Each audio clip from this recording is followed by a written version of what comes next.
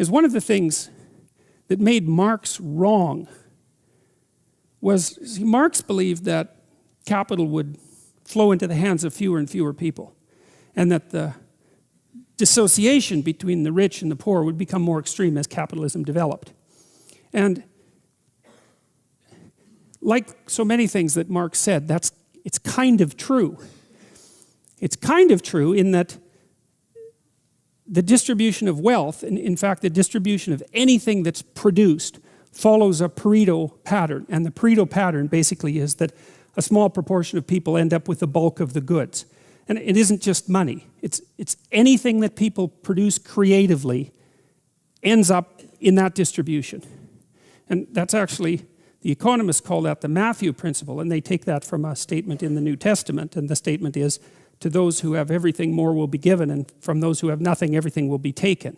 And it's a map of the manner in which the world manifests itself, where human creative production is involved, and the map seems to indicate that as you start to produce and you're successful, the probability that you will continue to be successful or accelerate increases as you're successful. And as you fail, the probability that you will fail starts to accelerate. So your progress through life looks like this, or like this, something like that.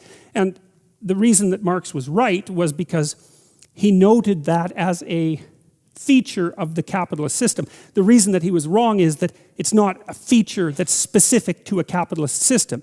It's a feature that's general to all systems of creative production that are known.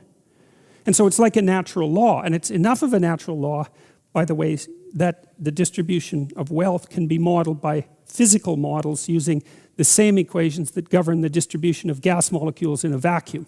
So it's a really profound, it's a fundamentally profound observation about the world, way the world lays itself out. And it's problematic because if resources accrue unfairly to a small minority of people, and there's a natural law-like element to that that has to be dealt with from a social perspective, because if the inequality becomes too extreme, then the whole system will destabilize. And so you can have an intelligent discussion about how to mitigate the effects of the transfer of creative production into the hands of a small number of people. Now, the other reason, however, having said that, the other reason that Marx was wrong, there's a number of them. One is that even though creative products end up in the hands of a small number of people, it's not the same people consistently across time. It's the same proportion of people. And that's not the same thing. You know, like, imagine that there's water going down a drain, and you say, well, look at the spiral. It's permanent. You think, well, the spiral's permanent, but the water molecules aren't. They're moving through it.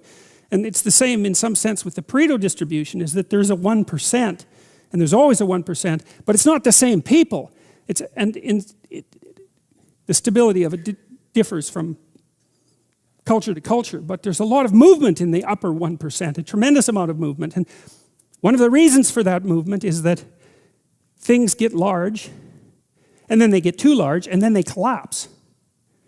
And so, in 2008, when the politicians said, too big to fail, they got something truly backwards, as far as I can tell, and that was,